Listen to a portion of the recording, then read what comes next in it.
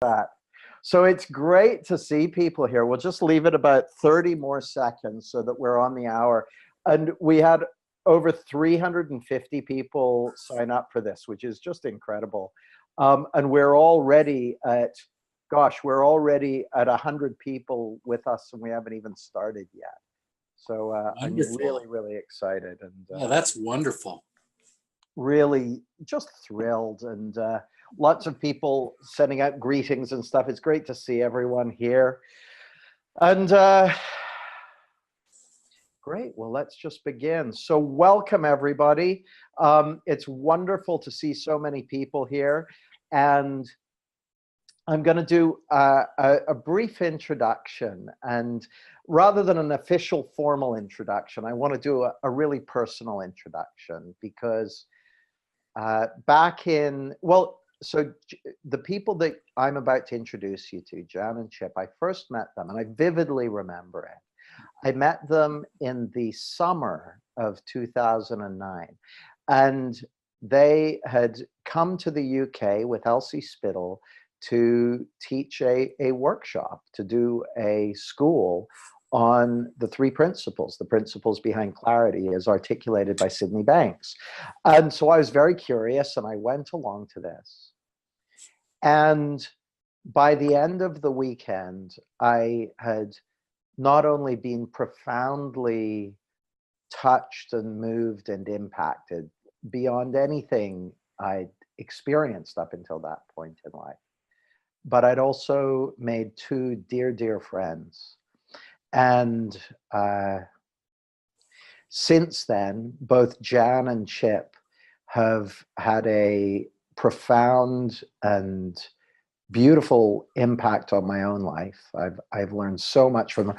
I've learned a lot as a coach and a mentor and a teacher of this understanding.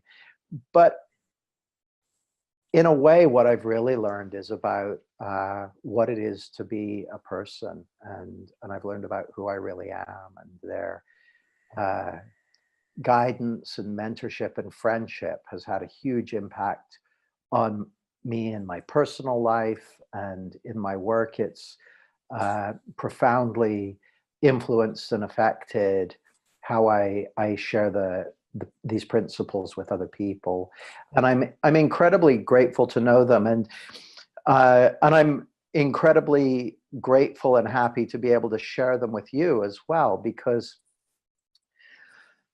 Jan and Chip have been sharing this understanding for many, many years. They worked closely with Sydney Banks, the person who first uncovered and articulated these principles as principles.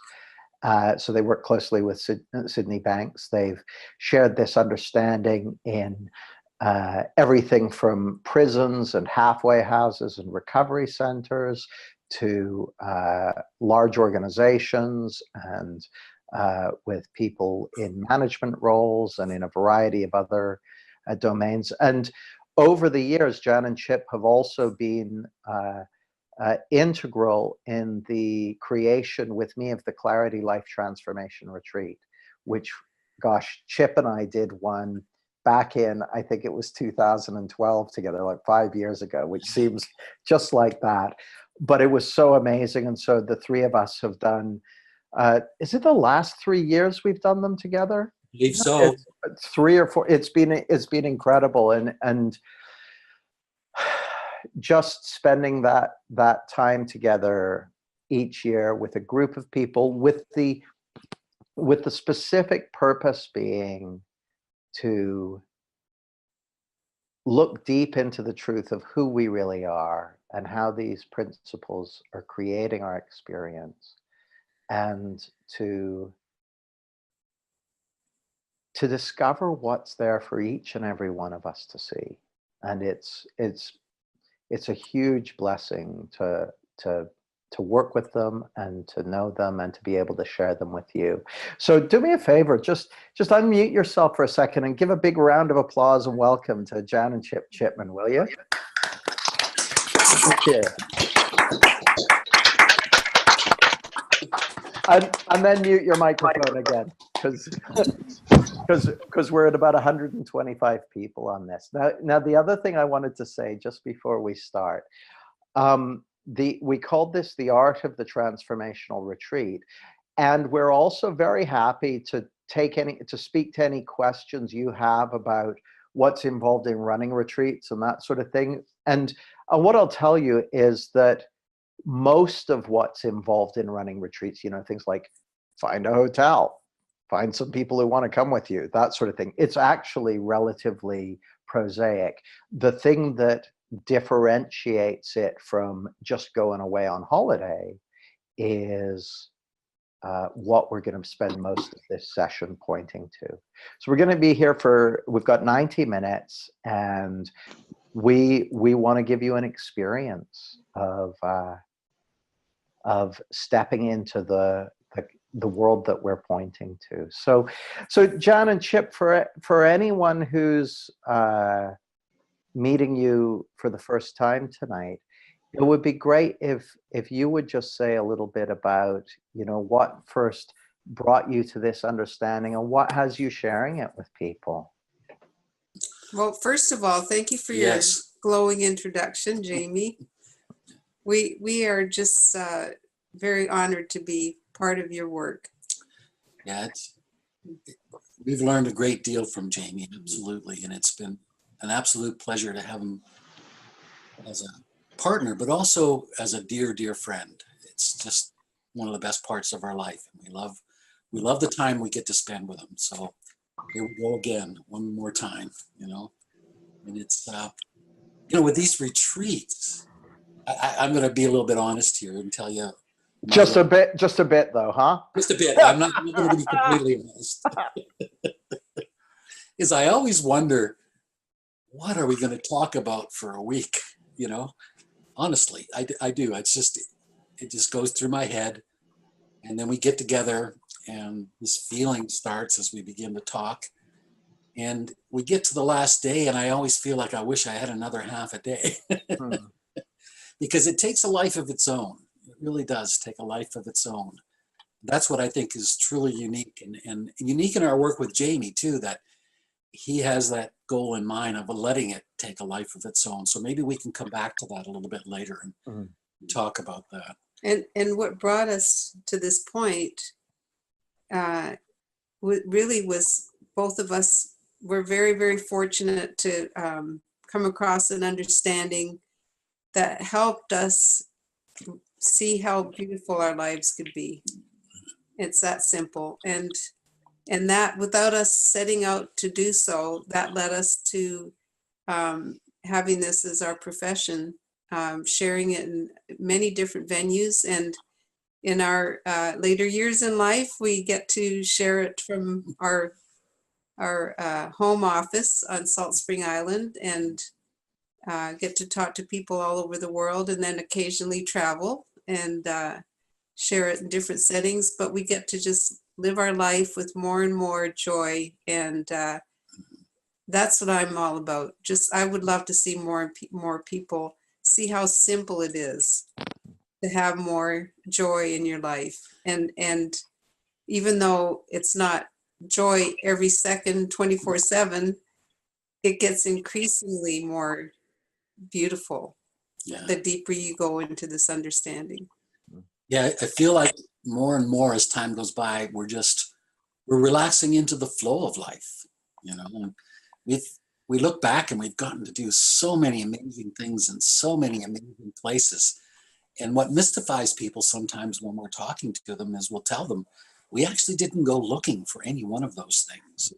They all came to us, So we'll come back to that later too. Let's store that away a little bit. I'm making notes. Good man, good man. But back to coming across this understanding, I know that there's probably quite a few people on this call that kind of know our story, but just in brief form, Jan and I were both searchers. I mean, we got married pretty young and set about trying to find out what life was about from the very beginning. And I still remember we had one of those nights when we talked all night one night, and basically the subject matter was there has to be something. And at the time, we knew very little about consciousness raising, looking for enlightenment, all those kinds of things. We were to discover that and go off on many, many searches through spirituality, psychology, well, you name it. And the thing was this, like, both of us came from homes that were not entirely functional. Jan's was pretty good. Mine was really disastrous in terms of just really lost people, my father in particular. There was a lot of violence, a lot of alcohol, all those kinds of things that I used to think were peculiar to me and that was kind of rare, but I've come to see in this life that it's not so rare that people suffer from those kinds of things.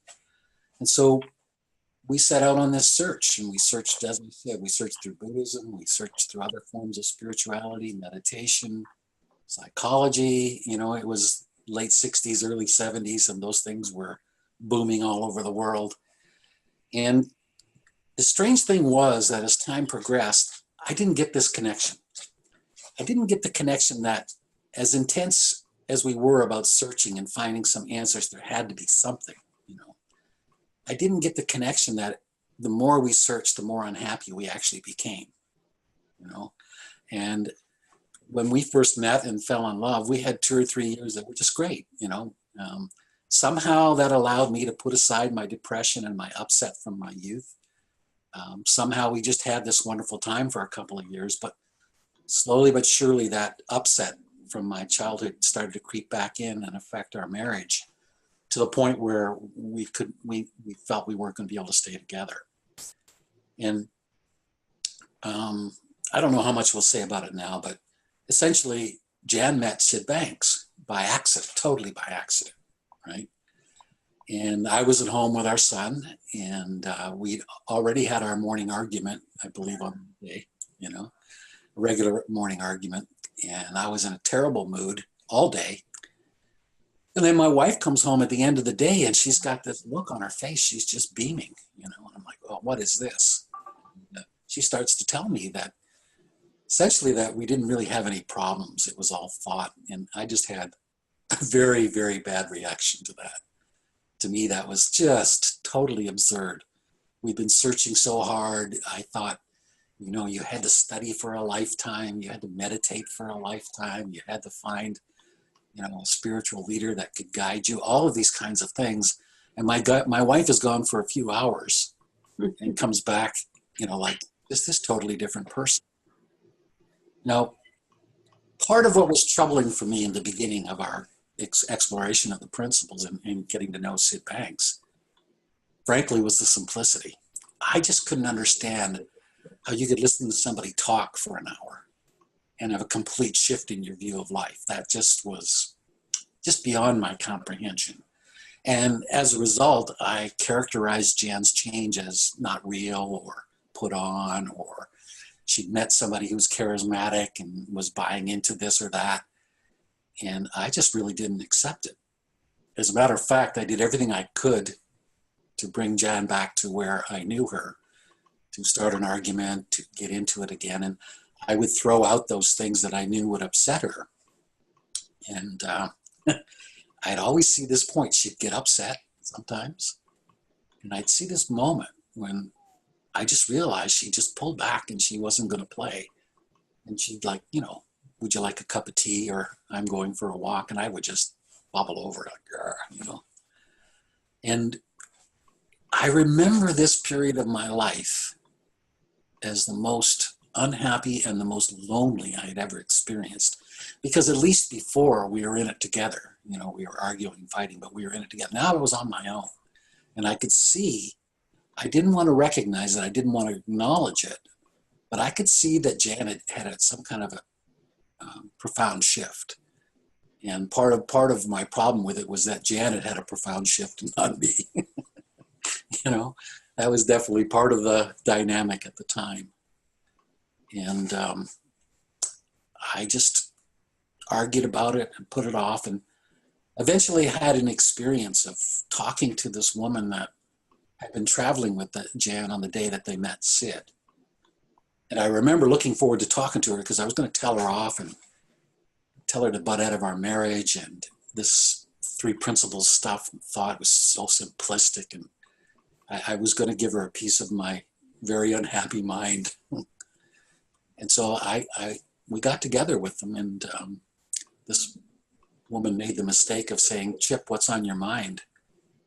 And I began to tell her what was on my mind and how simplistic and silly all this was, and that she should butt out of our marriage. I don't want anybody talking about our marriage. And she stopped me and she said, "I've never, ever had a single word or conversation with Jan about your marriage." And it really took the wind out of my sails, because I just knew she was telling me the truth, you know, and I didn't know what to do.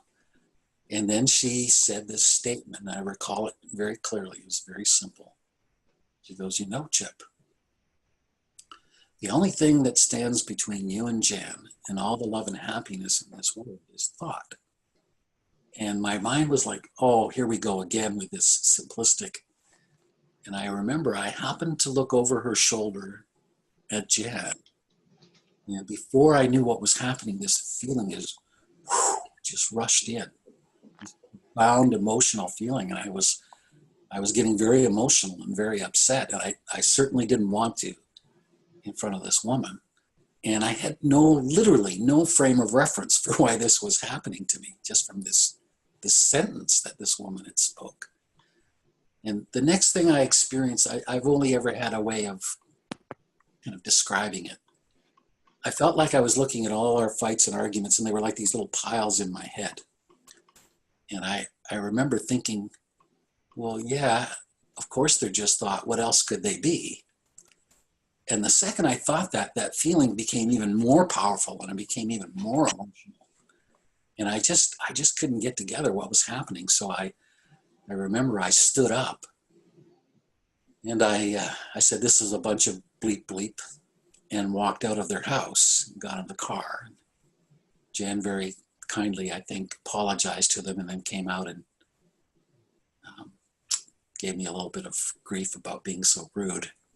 And I remember driving home in this very stiff feeling. And this is the 60s or 70s, early 70s, I remember. And I'm driving, and the only thing that kept coming to my mind is, "You're busted. You're caught," you know? And I couldn't figure out why, but I knew I was busted. And my ego just would not accept it for a couple more weeks, 2 or 3 more weeks. And then I remember this day, I was sitting on the couch in the morning. Jan was on the floor with our little 2 or 3-year-old son at the time. And she was playing with him. And the light was coming in at an angle, the morning light coming in at an angle from the window and shining in their hair. And for some reason, when I looked at that feeling came rushing in again. And I remember thinking, all I have to do is surrender. Is just give it up. And everything changed. Everything in our entire life changed after that moment. You know, for what way you want to describe it, that was my first experience of seeing the truth in a specific moment. I saw my life. I saw my life laid out before me. And that's 40 some years ago, right? 42 years this summer. 42 years this summer. And it's just been the most magical journey ever since. And 42 years later, and I'll say this, and then Jan can talk about it for a while. 42 years later, I'm still so surprised by all of this. I'm still amazed by what happens every day.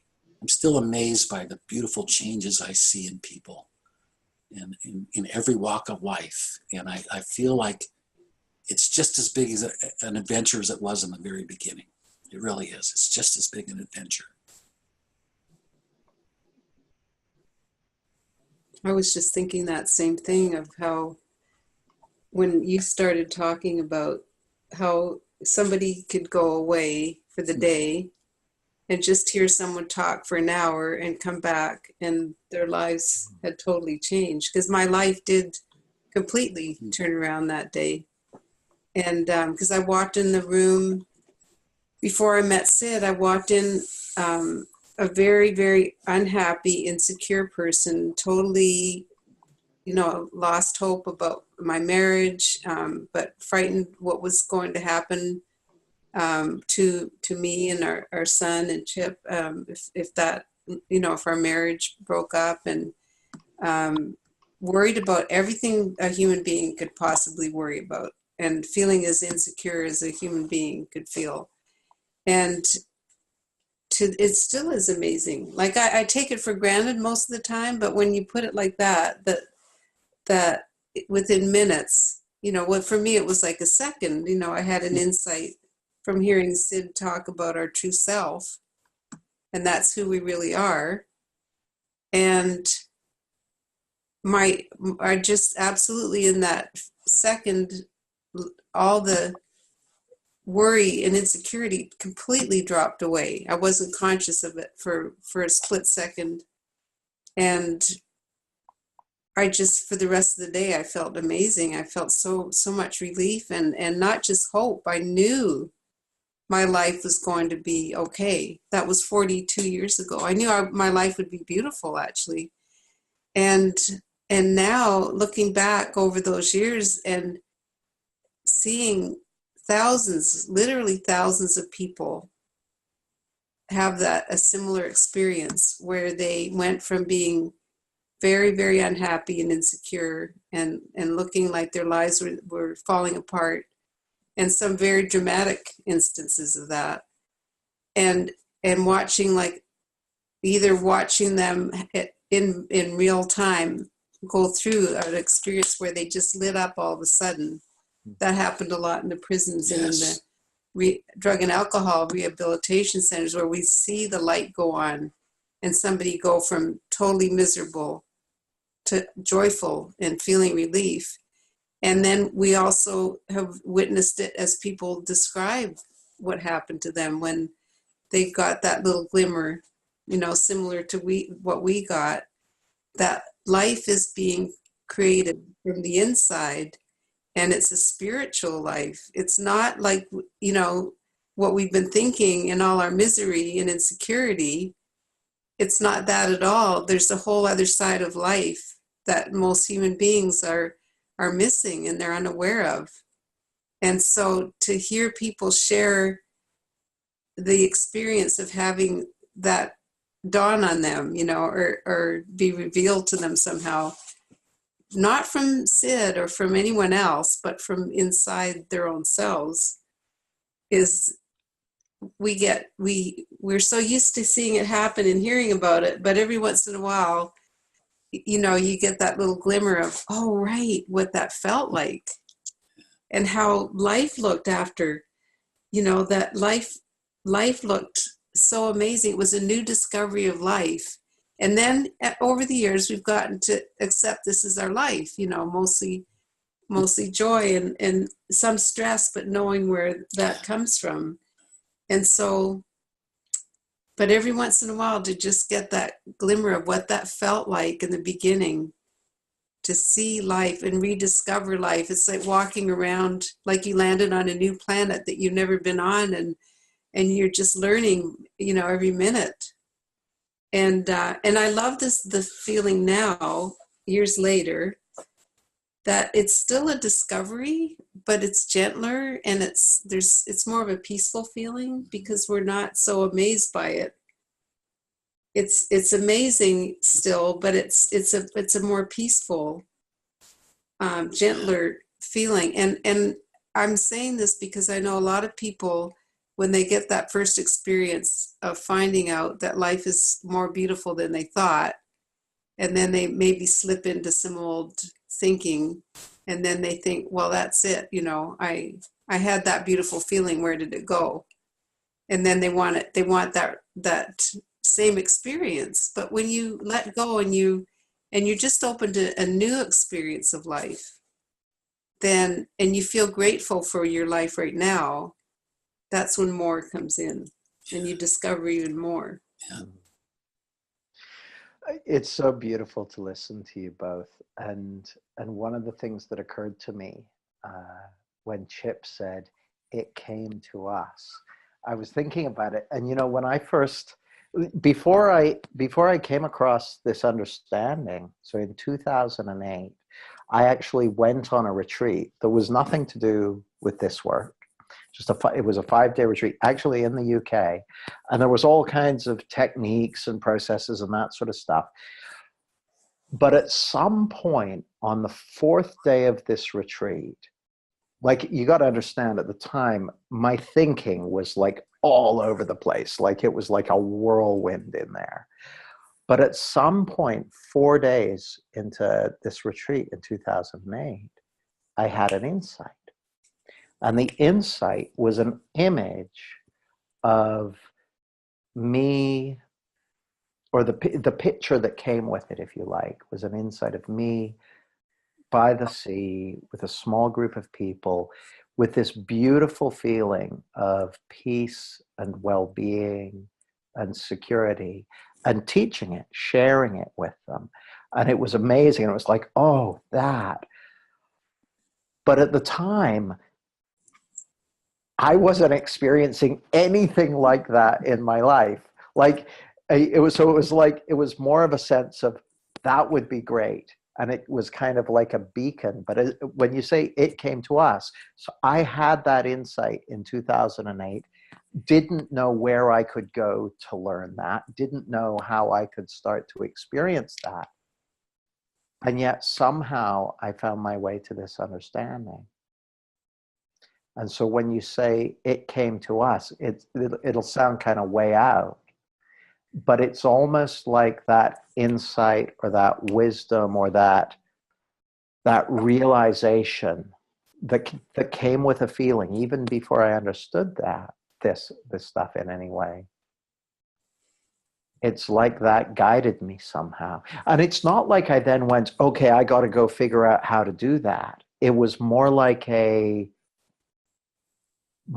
beacon saying, this is what's possible for you. This is it like opened a door to a possibility that I'd never known before, that I'd never realized was on the cards. I never because I remember at the time, my sense was almost a kind of, well, that would be great, but almost like it was too good to be true. And then if I kind of fast forward to 2009 and meeting you guys, and by then it was like, oh, it really can be true. It's a real thing. And then, and I remember it was the next year that I ran the first life transformation retreat. So this is like 2010.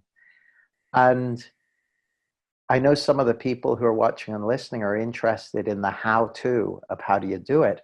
But back then, it was just an experiment. I said, well, let's give it a try. Let's book a venue and let's get some clients out there and let's see what happens. But I remember it was before we did the one 3 years ago. And I wanted to tell the story of this because it's a nice story. And you guys got in touch with me and said, Jamie, we would love to come to the UK and do a 1.5-day workshop for couples only. Will you help us set it up? And I said, leave it with me, because my immediate response was, a 1.5-day workshop only for couples, that sounds really hard to fill. So I said, leave it with me.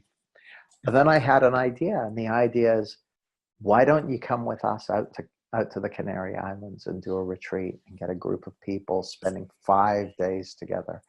And that's how the first one with the 3 of us came about.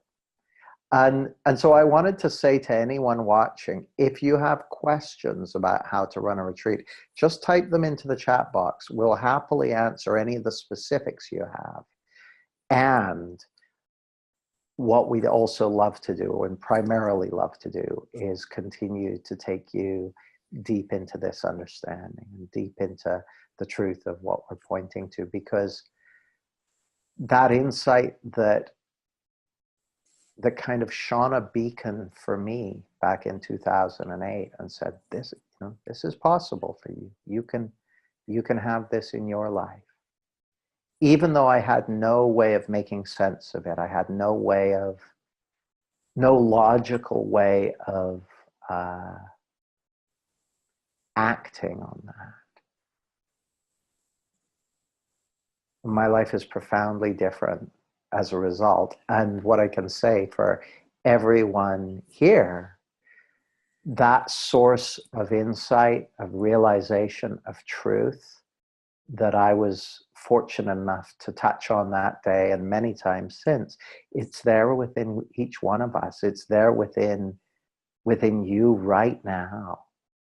The fact that you can even see and hear and feel, the fact that you can even experience what we're experiencing right now means that you're connected to it, that it's part of who you are. So Jan and Chip, we've had a couple of questions. The first question is, where's this year's retreat? It's going to be in Tenerife in the Canary Islands. But Henry said, I'm already booked on for the retreat this coming year. Henry, good choice.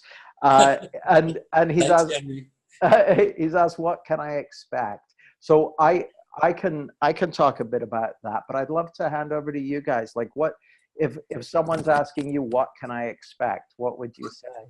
I'd love to say first what not to expect.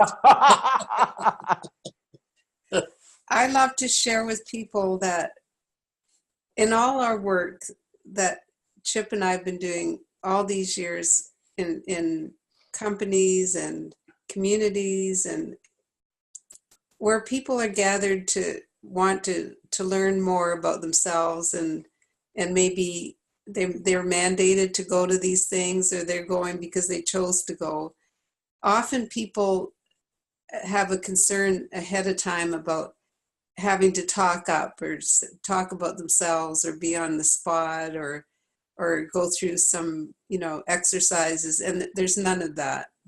Because if this is all about all of us already are this beautiful true self, then to me, trying to do something to experience your true self is kind of like saying I have to get somewhere when you're already there.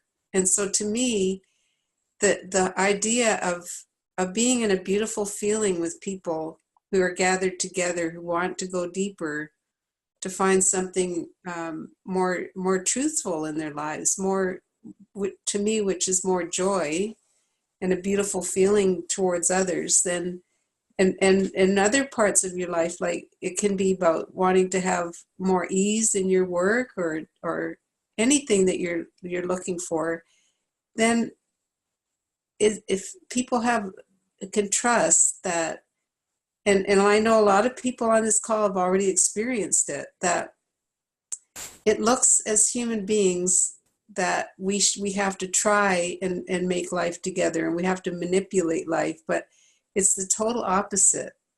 And it's about trusting in the counterintuitive and knowing that if we can be in a beautiful feeling, then that's the way we do our best to live, and trust that that's our true self coming out and wanting us to recognize that's who we really are. We're this beautiful essence. And so to learn more about that, to me, this is what I really heard so much from Sid, was it makes perfect logic to experience that more and more would be to be it. So the whole idea is to be relaxed and see it as a vacation from life, and yet not a waste of time, like you're not doing anything.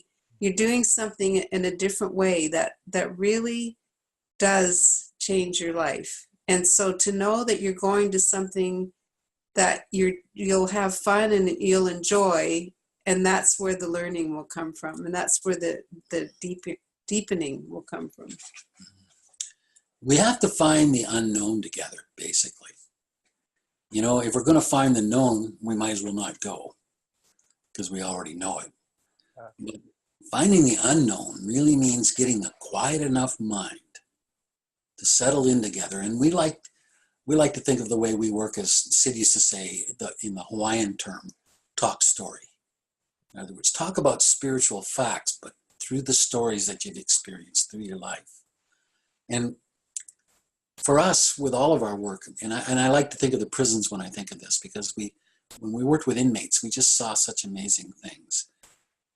Is when we're at our best, we're realizing in the moment that we're talking to spiritual beings. We're not talking to the surface, to the personality, to the searcher. We're talking to that true self that exists within. And as the retreat progresses, what you'll see is inside our heads, it's quieter and quieter and quieter. And when we're really lucky, every now and then, we have this moment. And what that moment is a moment when we stop creating the world that we create with our thinking moment to moment, just for a split second, when it's purely quiet. And in that split second, the world that we've been creating stops and we get to see. And what I mean by see is see the world as it truly is, without the filter of our thinking, without the filter of our conditioning, without the filter of our insecurities. And we can't get there by trying to manipulate our way into the now. It'll never happen. We can't get to you can't think your way into the now, because you're not in the now, you're thinking. Right? Now, once we find that beautiful moment and things get quiet, it's not a state of no thought, it's a deeper dimension of thought. It's a dimension of thought that I would say is characterized by simplicity and insight.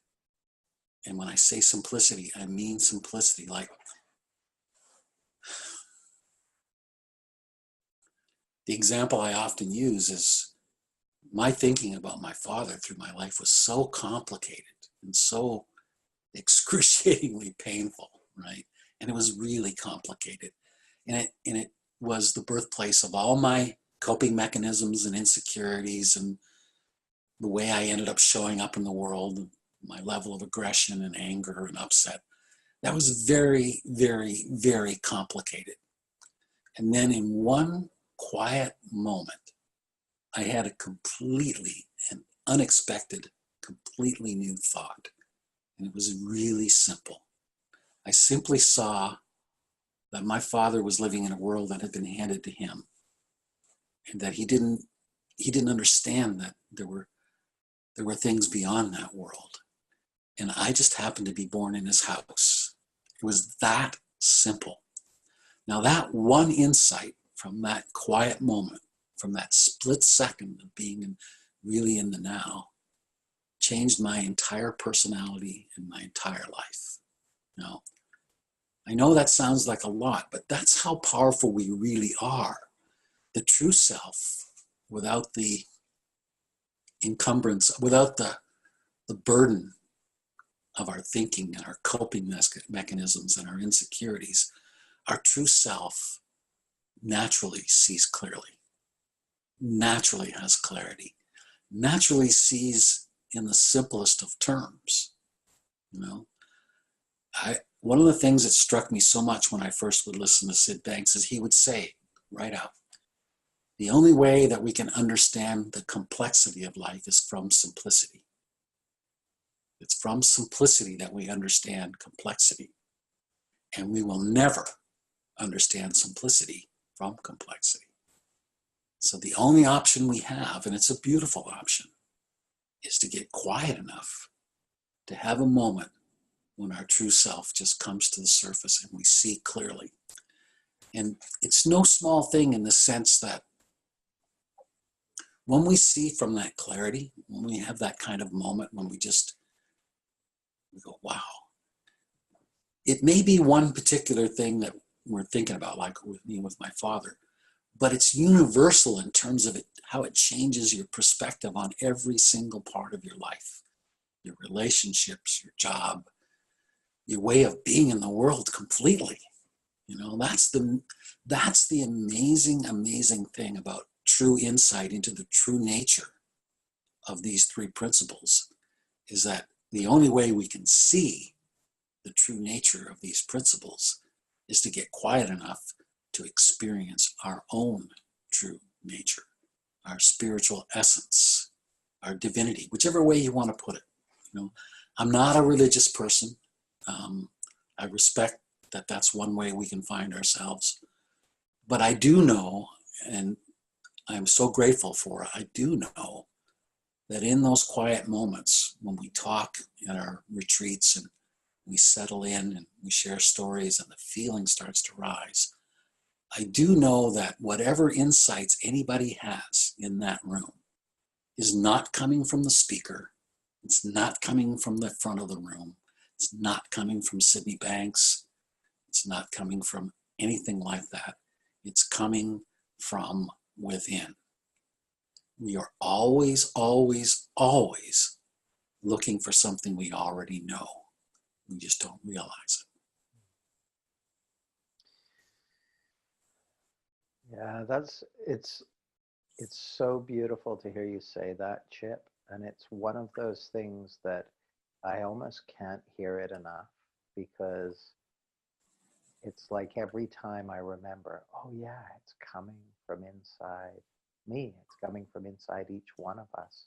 And it's funny, I was talking to a group of coaches recently, and people were asking, what's the thing that would help? They were asking, as a coach, as a mentor, what's the thing that would really help me be more confident, be more impactful, be more, have more belief about my ability to make a difference to someone? Because, you know, everyone, especially when they're, you know, trying to go out there into the world and do their thing, they want to be confident and that sort of thing. And I reflected on it and I said, well, as far as I can tell, the number one thing that's going to have the biggest difference for your levels of confidence and belief and impact on your client is seeing that your client already has everything that they need. Just seeing the truth of that. And of course, the irony or the paradox of it is that to see it for your client, the only way you can see it for your clients is by seeing it for yourself and for everyone on the planet. And I know the moment I realized that for myself, and I vividly remember it actually, it was early in my journey, again, 2009, and I was listening to a Sid Banks recording with a group of friends. And it suddenly hit me, like I went from not knowing it to knowing it like I know my own name, knowing that the fact that we're even aware means we have that capacity for truth and beauty and insight and peace and love and joy within us. And that's, you know, we've got a few questions about the retreat, which I'll speak to in a moment, but I would say that more than anything, what we go with is the knowledge that every single person there has that source of beauty and creation and joy and love and wisdom already there within them.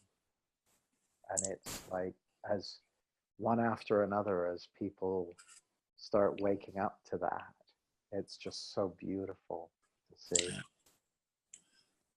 So there were a couple of questions I just wanted to answer in case they're on people's minds. So there were a couple of questions about where can you book for the retreat, how much does it cost, that sort of thing. Rather than get into that, what we're going to do is, after this, we'll just send out an email to you, to everyone who's registered for this, saying, if you'd like detail, it'll say something like, here, in fact, I'll tell you almost exactly what it's going to say. It's going to say something like this: wow, that was a really cool session, wasn't it?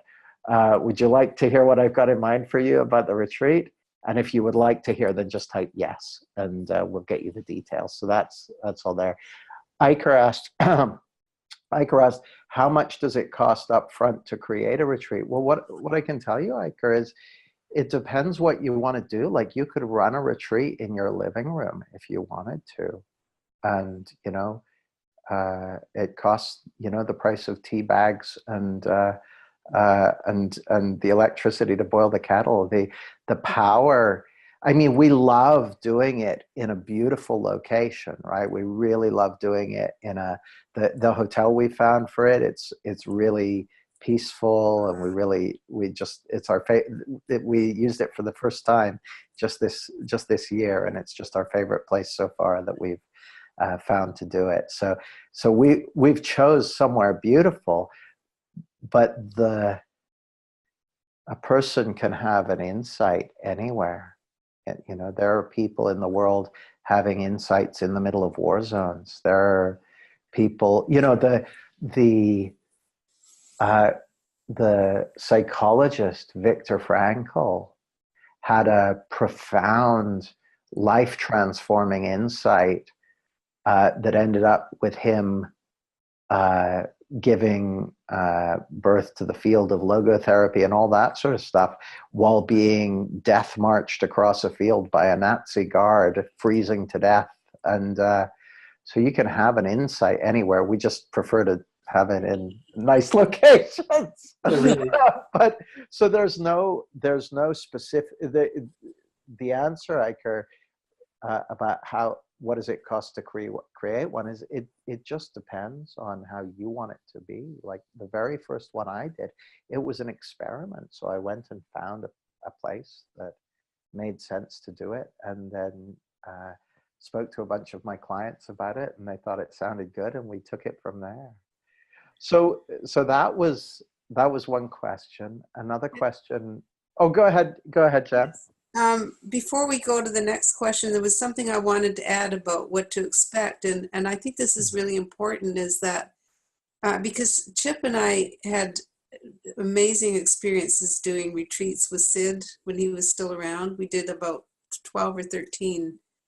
And we learned so much when we did those retreats of how to create an environment where people could go deeper and get quieter. And what I loved about it was what we learned was to really be aware that people are there for themselves, and not to feel that they have to be part of it. In a sense, you're more the part of the group, the more you get it for yourself. So if you just go there to just get something nice for yourself, and you don't feel like an obligation of whether I'm going to talk or how I'll be with other people, just go for yourself. And then you'll find when you're there that there'll be lots of space for you to have time to yourself and time to be with other people. Like, it'll be in a way, we design part of it, but it's people make up their own retreat by what they want to do outside the hours that are set up for the sessions. Mm-hmm. And so there's this beautiful balance and flexibility of being able to have your own vacation and yet be with people that are just so lovely to be around. And I'm so happy about the way that goes in the retreats, because personally, I love that freedom for myself to just enjoy being with everyone in the group, or just, individually, and or casually bumping into people and then having tea together or something. That there's a freedom in that, and there's a flow to it. And so to me, I find I come away just so much more relaxed than when I got there. And in that relaxed feeling, it again is that peaceful state of mind, which is what we're all looking for. Yeah. As far as format goes, it's been really neat working with Jamie, because what we've been able to do is we do our group sessions with folks, and then let people have some time to absorb and take a walk in a beautiful place. But we've also been able to structure it so everybody gets some one-on-one time with one of us. And that combination of group, one-on-one, and time on your own, I've been really happy with that. I really felt that's been extremely helpful to people, and extremely helpful to me too, because, you know, it's funny, you go to a retreat like this and you think, you know, you're going to be at the front of the room, but I just remember many times during these retreats with Jamie, when I've been walking with somebody and something they've said, or some insight they've had has just touched me in a way and in a level of understanding that I didn't have before. So it's not one way, that's for sure. And I love that about it, that it's not a one-way deal. It's all of us together exploring our true nature. It's I love that format, I really do. Yeah, so do I. It's really special, and one of the things I mean, this will sound may sound kind of interesting to people, but one of the things that blows me away as a teacher and as a coach is how much I get impacted spending. You know, it's funny, when I used to, I'm going to sound, people probably think I'm horrible, but I'm willing to put it out there. Go for it. When I used to be an expert teacher, like I was like, okay, I'm the expert and I'll teach you about language and teach you about this and teach you about that.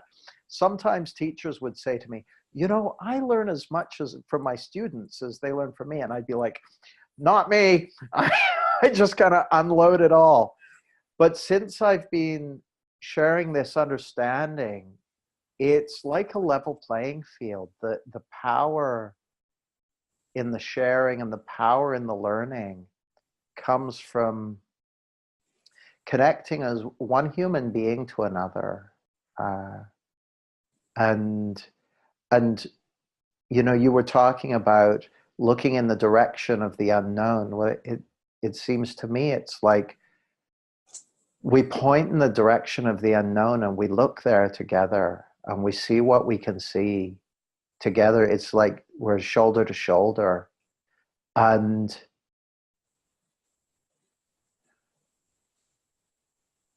every time we run one of these retreats, I come home changed. I come home impacted. I come home transformed. And I remember doing one a few years ago, and I was living with a roommate in London, and I came back, and he said, "How was it?" And I said, "Oh, it was amazing." And he said, "Oh, how come?" I said, "I don't know. I just see this stuff so much more deeply. I understand it so much better. I really get it now. I really get it now." And he goes, "Well, like what?" So I explained something to him or told him. I said, "Well, for instance, blah, blah, blah, blah, blah." And he goes, "That's exactly what you told me before you left." And I was like, "I know, but I really get it now."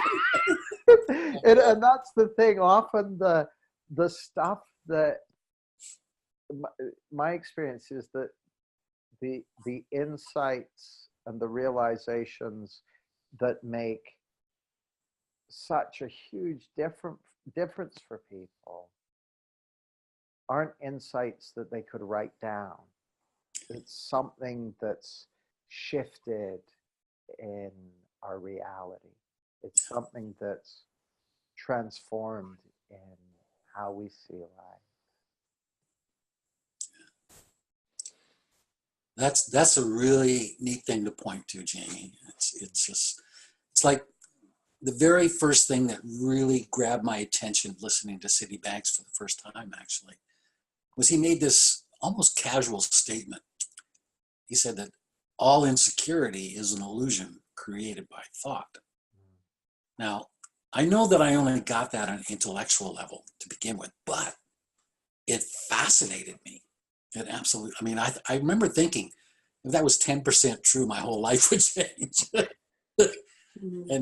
And then I would find myself in these moments where I could clearly see that I was feeling insecure, and there was nothing in the environment to justify that feeling. And then finally, I had that experience of just being quiet enough one day that there was no feeling of insecurity. And I could see really quite clearly what the source of it was, you know. And so now, 40 some years later, I'm still learning from that particular insight. It goes deeper and deeper. You understand more and more. And it's like when I read Sid's books or listening to his recordings. I dug up an old recording not long ago from like 1976, and one that he'd just given us personally. And I haven't listened to it, man, probably for 3, 4, maybe even 5 years. So I put it on and I'm listening to this recording, and pretty soon I'm going, oh my God, I didn't know he was talking about that back then. Oh, wow. And it's just, it was packed. It was absolutely packed. And I remember thinking, I couldn't have listened to this before. It's so different. But what's different isn't the recording. The difference is that we've changed and we've grown. And so we hear things in it that really weren't visible to us before. You know? And that's the beauty of growing from within, is the deeper you go, the quieter your mind becomes, the more you see. And it's a never-ending journey. It really isn't. And we were talking about something earlier. I wanted to touch on this. When Jamie was talking about having those first experiences and going deeper, what really struck me about that in terms of the power that this retreat and this work has for a coach is the unleashing of the power that's in that coach. Because the bottom line is, the only real authenticity and authority that any of us has to share this understanding is our own experience of it. We could learn to talk in a million ways intellectually about the 3 principles, about Citibank's work, and not have impact. In fact, that happened. That happened. On the other hand, we could have the simplest of insights and see something so clearly and share the story of that insight from that authenticity, from that. There's a difference between knowing it in your head and just knowing it, you know, and that's where the horsepower is. And to know that every day, every second of every day, we have that potential to go deeper into our true selves and experience our true selves. We're already deeply in our true selves, but to get more of an understanding of it and experience it as a human being. And isn't it beautiful that even if we aren't able to attend something that our heart is yearning for? I mean, I remember Sid would be talking somewhere and we think, oh, we've got to be there. And then for some reason, you know, one time I think I was giving birth to our daughter. Good reason not to be there. We couldn't go to the talk in Vancouver. And so I know, it's like, but at where's your commitment, Jan? Exactly. So that whole idea, but back then I can remember we feel this like, I want to be at everything. And so it's so beautiful to not fight upstream. And if it works out that people can go to something, that's beautiful. But if it's just not working out, and I've had that happen many times where I just left it, and maybe it did work out, I could be part of something or be at some event that I really wanted to be at. But when I was okay with just whatever happens and not trying to make it happen, that's a really beautiful thing, because number one, there will always be another event. But someone was saying to me a few days ago that feeling of missing something, you know, like, and I get that way sometimes, like I don't want to miss anything. And I used to stay up too late because I wanted to pack more into my day. And now I'm happy with what life is bringing me and not feeling that urgency. Well, I have to do this or I have to be there. So if people can come to this, it's beautiful. If they can't, then whatever they'll be experiencing, in their lives will be just what they need in the moment, and just what life is bringing them. So I like to, put that out there too. Yeah. Yeah, and before we get into the last half hour, just one last thing. My wish for everybody that comes to this retreat is that part of what we learn is to be truly kind to ourselves. There's a thing about when we start to find truth, or we start to try and find knowledge, or we start to explore levels of consciousness where the very thing we're looking for, we have an insight, we feel great, and then maybe a little bit later we have a bad day and we lose it, and then we start beating ourselves up. I honestly know that the path forward is of course through insight and gaining more understanding, but it's also in accepting our humanity and being kind to ourselves when we are out of it and when we lose it. It shortens the journey when you're kind to yourself. It lengthens it when you're not. And your true self is never judging you. I was saying this to someone the other day. It just came out of nowhere. I had that insight. Our personal self is the only part of us that judges. The true self, there's no judgment in the true self, because it knows you are, even your little human self is that true self. So why would it judge? There's no one to judge. So exactly. Yeah, just the oneness. I'm really enjoying this. We've got a few questions and we've got some great comments, so I thought I'd just jump around them a bit. Sarah Phipp has said she wished she could be here for the third time running, because she's been with us for the last few ones, but she's got to be the manager of a building project at home instead. So we'll catch you in 2019, Sarah. And then Steve-O asked a really great question, which is, do people set specific direction or goals for themselves as part of the retreat? Or are we encouraged to come with an idea of what life changes we want to make? And Sarah answered that. She said, I didn't. I just went with an open mind and an open heart. But Jan, would you like to say anything about that? Because it's really, well, it's interesting, actually. There's something that you touched on right at the beginning, Chip, which is that how we work when the three of us are creating the retreat is very emergent.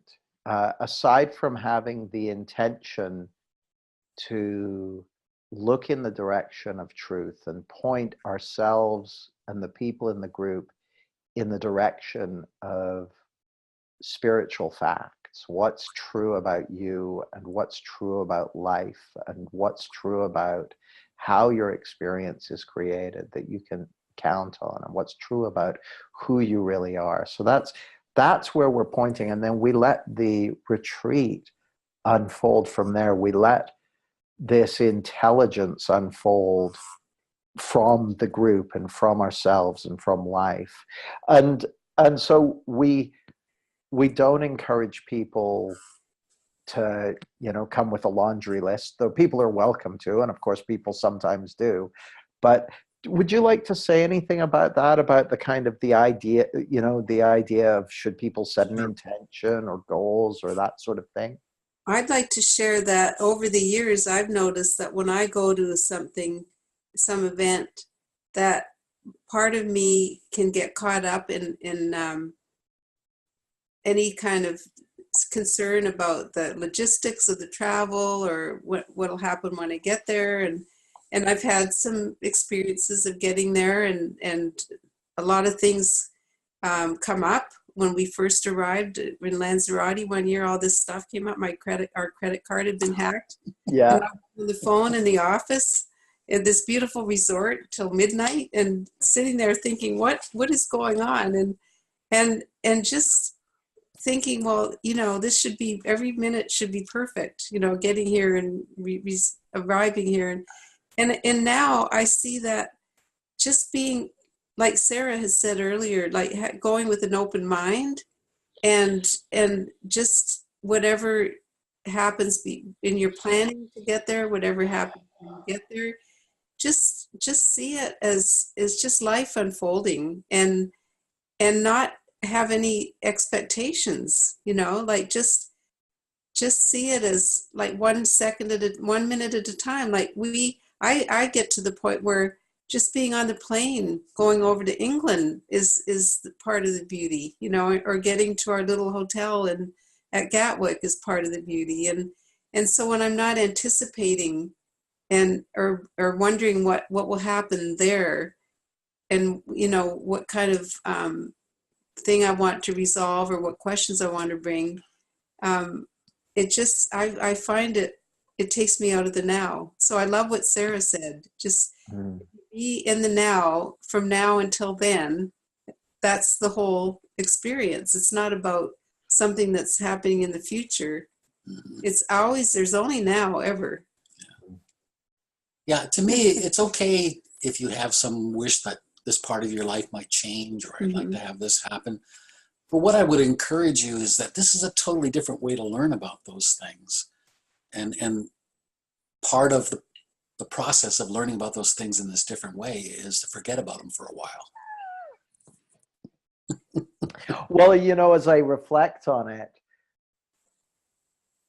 some of the most profound transformations in my own life, and when I say profound transformations, things that have massively shifted for me, where the world looks completely different to how it used to, and where the results that I'm experiencing in that area of life look completely different to how they used to.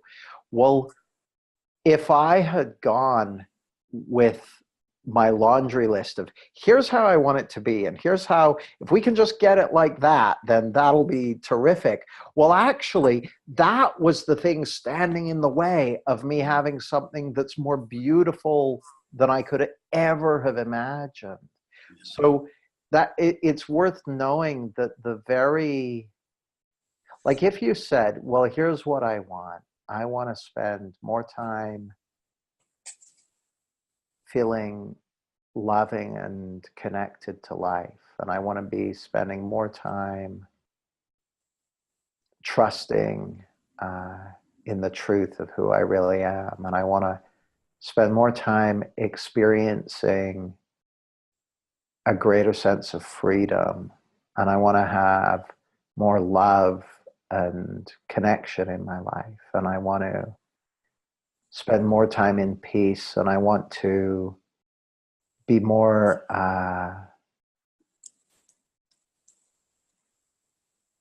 just okay with the ups and downs of life. Then I would say, well, yeah, that seems like a decent set of objectives. But as soon as we say, well, I need life to be like this, or I need life to be like that, or I need life to be like the other, often it's those very ideas that are standing in the way of us experiencing the peace and truth and beauty that's at the core of our nature. So I kind of, I'm almost tempted to say, you know, obviously have whatever expectations you like, but open to the possibility of being shocked and surprised and delighted as they fall away and you discover something even more wonderful behind them. That's beautiful, Jamie. You know, it strikes me that it's not looking at all these things that's important. It's where we're looking at them from. Mm-hmm. You know, and when we get quiet enough, we have a shift in our level of consciousness. We see everything in life from a totally different vantage place, from a totally different perspective. And that's why everything changes. Sid used to call it the kit. So when you have a shift in your level of consciousness, it doesn't just change one thing. It changes how you see everything, right? And I love that. But you have reminded me of a story that I want to share just quickly. We had a client when we lived in Tampa, CEO of a corporation, beautiful, beautiful person. And he died a few years ago of ALS, and he became really our best friend, one of my best friends ever. And I spent the last part of his life with him, talking to him and so on. And it was a wonderful experience. But one of the things that happened with him is he supported our efforts in the prison system talking to inmates, right? And he was, oh God, he just got so much out of that. He just loved it. He absolutely loved it. And so one of the people we worked with was released not long after, a year or so after we started the program. And this person had spent 8 or 10 years, not all at once, but 8 or 10 years in prison, right? And Reese heard that, I was going to say his name, but our friend heard that she was out, and he said, I want to have lunch with her. I'd like to meet her, right? So we arranged this lunch, and we went to a nice restaurant, which was a new experience for this woman as well. And we sat down, and she was, just kind of talking about her experiences and what she had learned and so on. And then she got really wistful, and she started talking about what she wanted to be.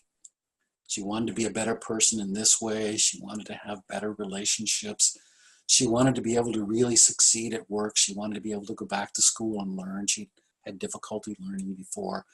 And it was optimistic, because she had a sense that all these things she was reciting could happen.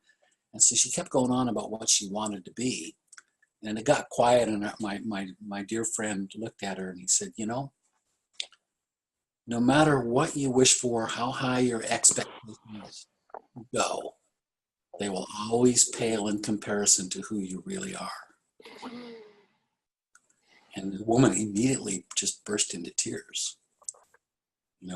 It hit us all, right? And that's kind of how I see this whole discussion, is like, there's just so much within us that whatever we wish for, whatever we dream for, it'll be there, and it'll pale in comparison to what's possible.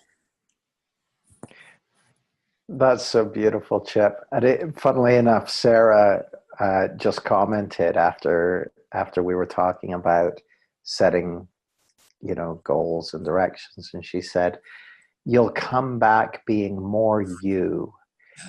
You can't possibly know what that is before you go." Mm-hmm. So that's beautiful. And Katrina, hi Katrina. Katrina's been with us a couple of times, and she said, I have never really known what has changed on returning from a retreat in specific terms, other than a really deep sense of peace and joy and lightness. Then you see what unfolds and looks different as time passes.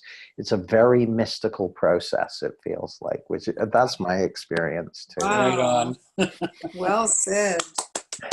And there were a couple of questions. There was one from Angela about insurance, which, our usual business insurance covers everyone who's going. So, and then people get travel insurance and stuff. So that's kind of a technical point. Martha had a question. She said, one issue I'm struggling with is integrating other ideas that have resonated strongly for me with the principles. So for instance, in the Course in Miracles, it says there's no such thing as an idle thought. So we shouldn't tolerate mind wandering, and we should take responsibility for our thoughts. Likewise, many writers in the New Thought movement talk about being the masters of our own minds, because thought creates form and our experience. Then she says, am I overthinking this? And I'm like, well, maybe, Martha, but I want to be really clear that this is not about thought control. This isn't about trying to control your thoughts. This is about understanding that they're thoughts. Like when you go to the movies, you don't have to control the movie, because you understand that it's a movie. You just, your heart might beat fast if the villain comes on the screen, or you might well up if something sad happens, or you might laugh your head off if something funny happens, but you don't call the cops if something happens on the screen. If there's a fire on the screen, you don't call up the fire department and say, hey, get down here, it looks really bad, because you understand that it's just a movie. And so what I'm going to suggest is that far more valuable than trying to control your thoughts is understanding the nature of thought. Is 1,000 times more valuable. And I used to be in the thought control business. That was my stock in trade, was how to how to control your thoughts and manage your thoughts and that sort of thing. And the challenge we had with it is me and all the other guys in the thought control business. Sometimes it worked and sometimes it didn't. And I can't tell you how different life is now that I have an understanding of the nature of thought and realize I don't need to control it. So Jan and Chip, I'm very happy for you to speak to that too. But I just wanted to say, you know, from my perspective, it's a very, very different come from. And in my experience, this is one of the things that was profoundly unique about what Sid expressed and what he was pointing to. You know, I haven't, while the principles that we're pointing to, the spiritual truths that Sid articulated are the very the things that every spiritual tradition has pointed to throughout history. You know, the Sufis, the Buddhists, the Gnostic Christians, everyone has pointed to the intelligence and the that which is at the core of our being. So that's not new. But the thing that is so profound in Sid's articulation of it is expressing it as principles, expressing it as pre-existing facts, and shifting from a how do you manage it model to oh, we've got someone who has unmuted themselves. I will just have to track them down and mute them. So yeah, to me, that is possibly or probably or certainly one of the most profound and absolutely unique things about this understanding is that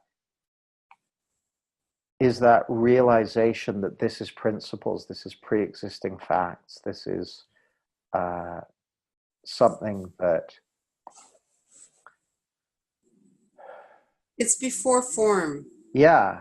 And I love the question, and I don't want to cut in, Jamie, but it's just, I've got such a strong feeling about this and how people get caught up in it. And I've seen it helpful to share what I see is that when we're caught up in personal thought and thinking that there's a need to control, that some thought is good and some thought is bad, that's totally in the illusionary world, when our true self is just pure, absolutely pure mind, consciousness, and thought. And so, like, as you said, it's the principle of thought, not little thoughts that are the behavior of humans. And so as a human being, I have a lot of personal thoughts, and I used to try and get in there and manipulate them and make them work in my favor, and they would haunt me, and sometimes they still do. But part of me, the deeper I go, understands that that's when I'm caught up in, you know, those personal thoughts, it's just that, it's personal thought. And behind that, behind the system, is that beautiful true self that isn't really manufacturing those thoughts. My personal self just keeps pumping them out. So I'm using that pure gift of thought, which is being able to interpret what I see around me in this life. I'm using it, I'm misusing it. And so when my thoughts are bringing me a nice feeling, then I realize, yeah, now I'm living more from my true self. It's like a little signal.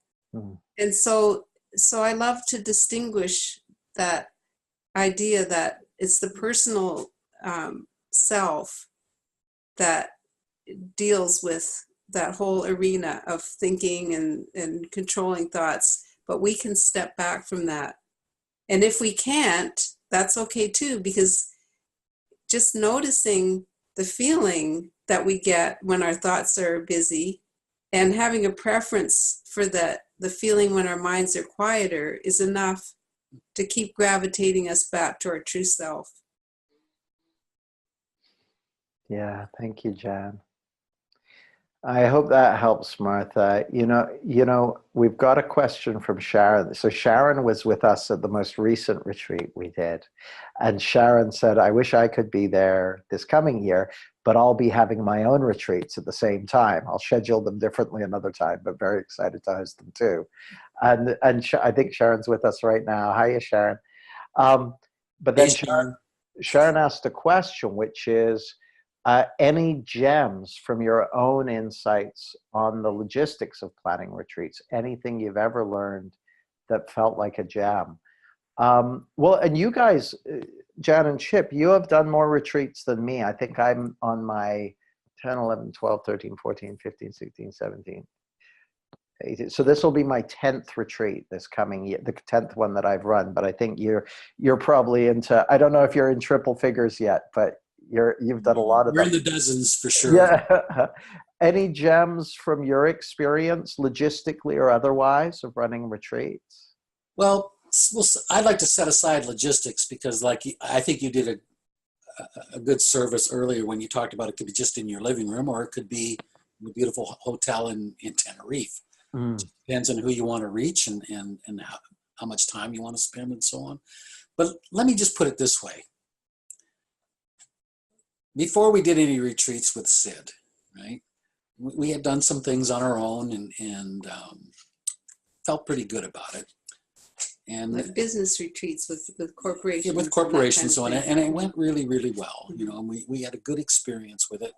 And it was interesting because business wasn't used to settling into a quiet state. We had to stick to our guns about slowing down and getting quiet. But anyway, moving forward, I still remember these phone calls that would come from Sid, and the phone would ring, and we'd pick it up, and you'd hear, "Hello, oh hi Sid, how you doing? How would you pair like to go to France? Or how would you pair like to go to London?" And we go, "Well, yeah, we'd like to go." And he'd say, "Well, let's have a retreat. Let's get a bunch of people to come to this, this place or that place." And then, of course, he'd say to Jan, "You find the hotel and all the details, Jan." So, fine, we'd find the hotel and we put out our little flyer back in those days. And then we'd end up in an airport with Sid. And we would say, "Well, what are we going to do, Sid? What are we going to?" He'd go, "Shh." I said, "Never mind. Never mind what we're going to do. Let's just have a really good time and see what happens." And so it would feel like a magic carpet ride. We'd fly off to some beautiful place and meet all these beautiful people. And Sid, the only preparation he had was, are the microphones working? And we'll get together at 9:30 for coffee and start at 10. That was the height of his preparation, right? And then he would start talking, and this feeling would come about, and people would start having these insights. And, he'd go for an hour and a half or 2 hours, and he'd say, "Wow, so everybody looks really, really full. I think you need to go for a walk." And I remember thinking with the first business group we had, you can't tell them that's it. We've got to work like 6 hours at least. And he'd say, "Yeah, take your spouse and your partner and go for a lovely walk in the moors. And we'll see what comes up this afternoon," right? And he'd say, "Let's get back together at 2:30. And I'd be like, "Oh boy," And some of the people in those early retreats did go, "Oh wow, I came all this way and we've only talked for 2 hours and now I'm going for a walk." And then we watched people coming back with these, because they've been touched so deeply. Like if Sid talked from that place for 2 hours, everybody was affected one way or another. And we'd see people coming back from these walks and the looks on their faces. And many, many of them thanked us so much and thanked Sid so much for being in the moment and seeing what was right for the moment, right? And so we learned to operate in that way. In 5 days, there's plenty of time for talking. And even the idea that I think a lot of times people want to do something when they find out about the principles, and then they think, well, the next step is I should be teaching this, or I should be doing this, or I should be, well, now maybe I should have a retreat or whatever. I'd say really let it happen organically, and don't feel, well, this is what I should do, this is what other people are doing. If you get a feeling about something that's really drawing you to do that, that's beautiful. But really watch what your motivation is, because I think a lot of times people start doing something that they're not ready to do, and just because they think they should be doing it. So again, if you're really living it every day in your life the best you can, you're living the principles in the best way you can, and learning, and as things fall in place, and you see someone calls you and says, well, why, would you like to do this? I mean, that's the way things have been with us. Yeah. It just, we haven't really sought it out.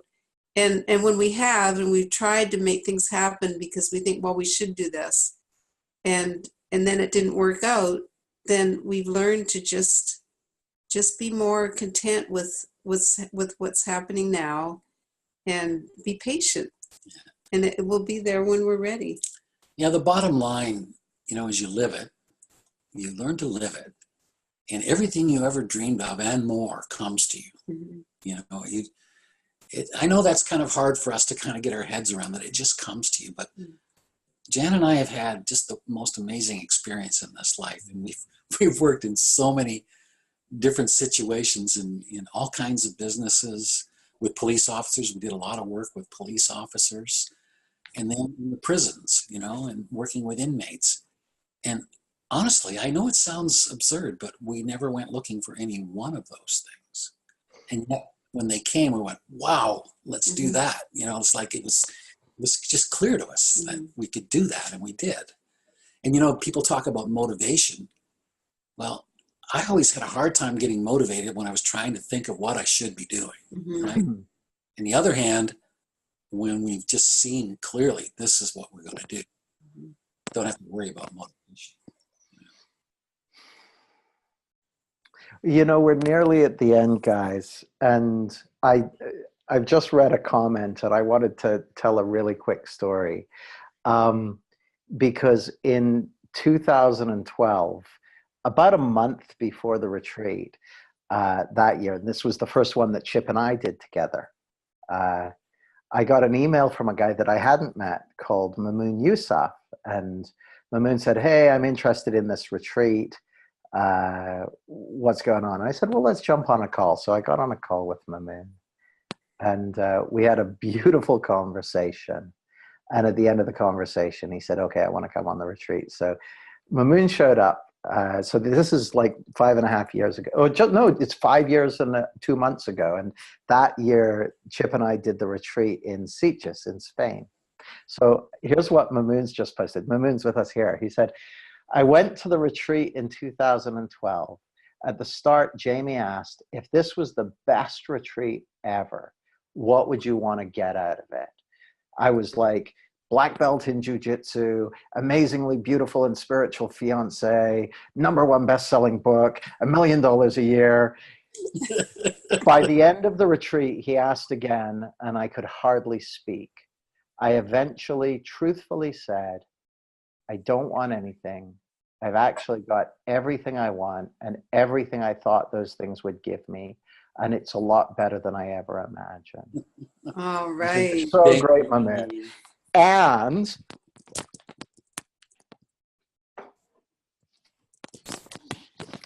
three weeks ago, Mamoon's book, Inside the Soul of Islam, published by Hay House, was a #1 bestseller in the category of Sufism. So, woo! Wow. So beautiful. Anyway, thank you so much.